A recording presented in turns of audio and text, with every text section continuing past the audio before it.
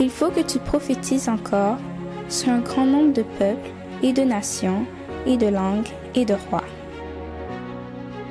Apocalypse 10, verset 11.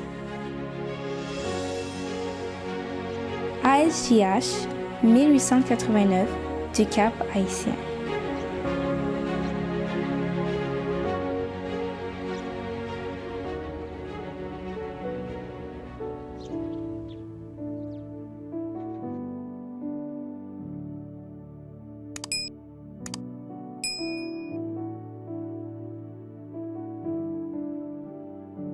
Les séraphins. Une citation des témoignages de Sœur Ellen G. White.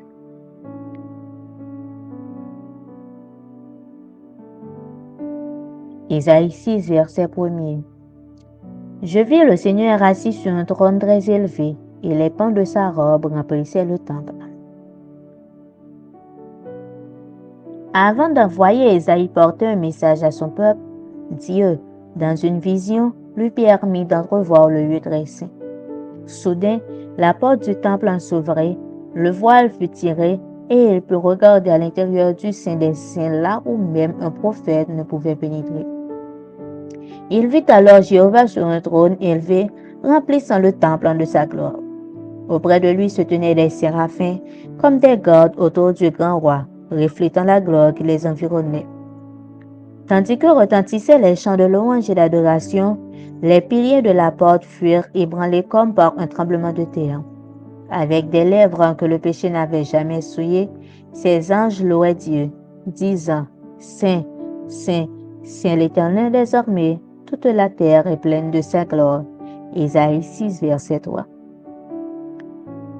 Les séraphins qui entourent le trône sont tellement pénétrés de vénération devant la majesté de Dieu que, pas un instant, ils n'auraient la pensée de se considérer eux-mêmes pour s'admirer. Leur louange s'adresse uniquement à l'Éternel. Lorsqu'ils voient, par avance, le moment où toute la terre sera remplie de sa magnificence, leur voix s'élève en un chœur harmonieux. Saint, Saint, Saint l'Éternel des armées.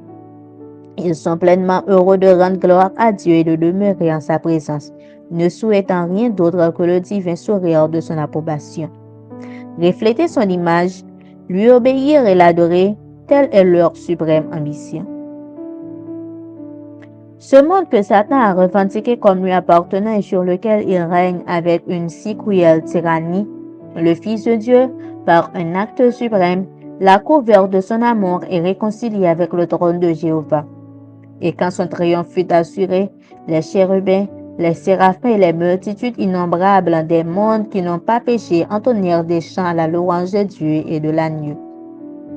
Ils se réjouirent de ce que le chemin du salut avait été ouvert à la race déchue et de ce que la terre allait être rachetée de la malédiction du péché.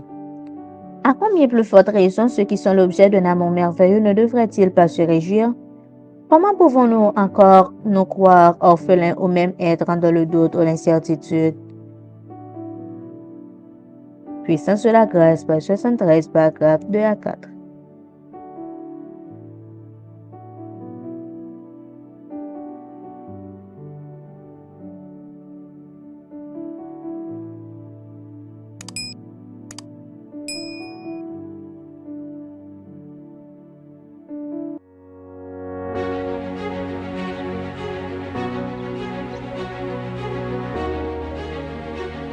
Il faut que tu prophétises encore sur un grand nombre de peuples et de nations et de langues et de rois. Merci d'avoir écouté cette présentation. Si vous souhaitez prendre part à la mission que Jésus-Christ confie à notre Église, contactez-nous via les coordonnées suivantes: ASJH 1889, caphaïtien@gmail.com, pour WhatsApp 509 32 32 41 42.